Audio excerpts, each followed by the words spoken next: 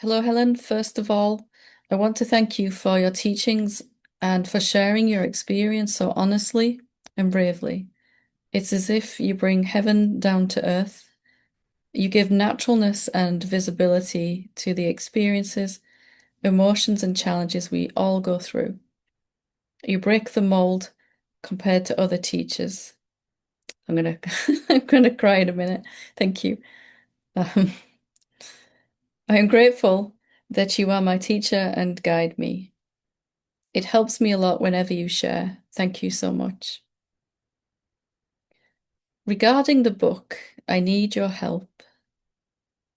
My question has to do with the interaction with forms. If I am formless and forms, the world, are made of me, why can't I do anything with them? They are here, made of me.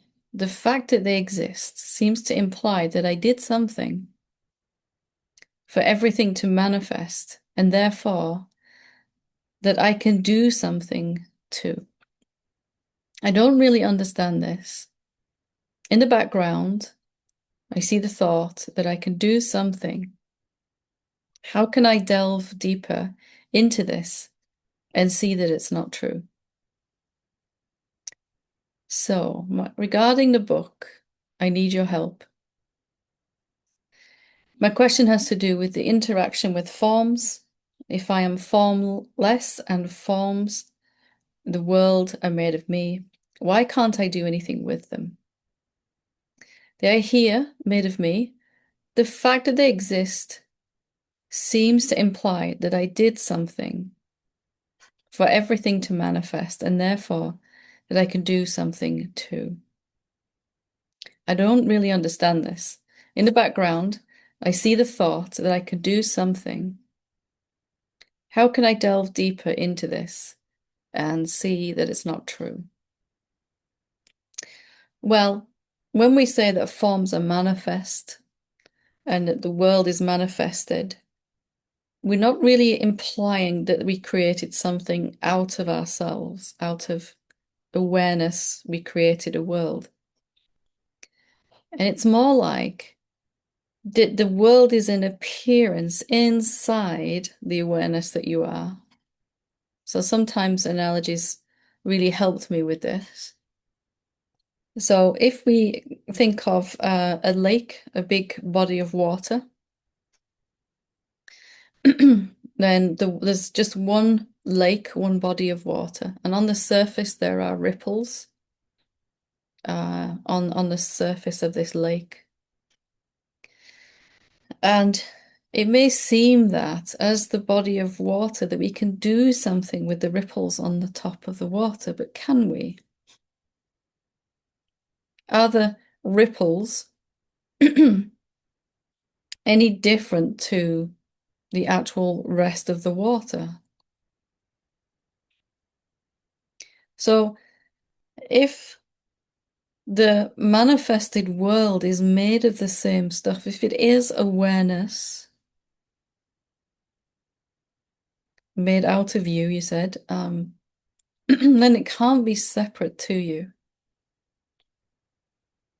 And can you do something with the forms then? I can only do something to something else. There has to be something else or other than me for me to make an action upon it. I can do something to change this thing here. Me here, I can change this thing over here. But if me and that thing are actually one, then I can't do anything to this thing, to this form. Can't interact with it. I can't change a form. I can't change any form. So only if something was separate to us could we actually do something with it. If I think of this book separate to my hand, right? I can then pick it up and move it and put it down over here or bring it back over here. But there's nothing I can do if the book and the hand are the same thing. Anything I try to do to this is going to happen to my hand also. Another way that might help to think about it is that the world of form is like waves on the ocean surface. Are those waves separate to the ocean? Could the ocean itself, the depth of water, interact with the waves? To interact with anything, there has to be two. And if there isn't two, then there's no interaction possible. So the waves may look different to the rest of the ocean, but it's all one. It's all one unit and cannot be broken into pieces. We'll take a third analogy in case it's helpful also. The sky, let's take the blue sky. Blue sky, blue sky, no clouds at all. A really sunny day, nice sunny day. And after a while, some white clouds start to form in this blue sky. And they look like they're different. They look separate to the blue sky. But the water vapor that we're seeing as white clouds, it was still in the blue sky, but invisible. Now it's visible. Before, the water vapor was invisible in the blue sky. There's been a shift in vibration, and now the cloud is visible. So we haven't made a cloud appear. All we've really done is made a portion of the sky visible. And can the sky interact with a cloud? If we asked the sky, do you want to move these clouds away? Would the sky see clouds, or would it say, well, that's just myself. It is myself. There's nothing outside of me to push against. There's nothing different for me to push away.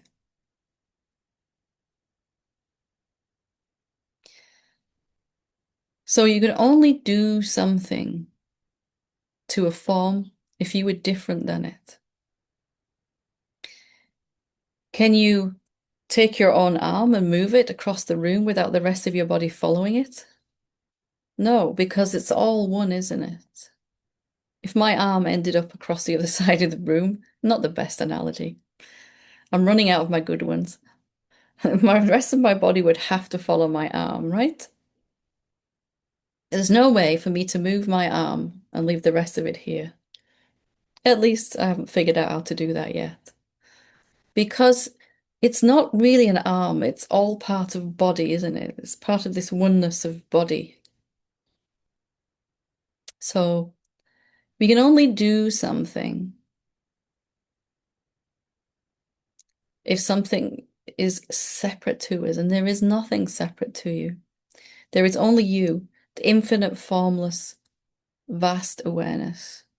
And in some places, that awareness that you are is appearing visible and tangible on the surface. So here I'm invisible and intangible. Here I look like a human being. Here I'm invisible and intangible. Here I look like a plant. Here I'm invisible and intangible. Here I look like an animal, and so on. But it's all one. There aren't really any separate forms. There's only one appearance of form. And those are just like ripples or waves on the surface of the water. Not a real actual thing. We could prove this immediately if we ask ourselves, can we perceive forms without our senses?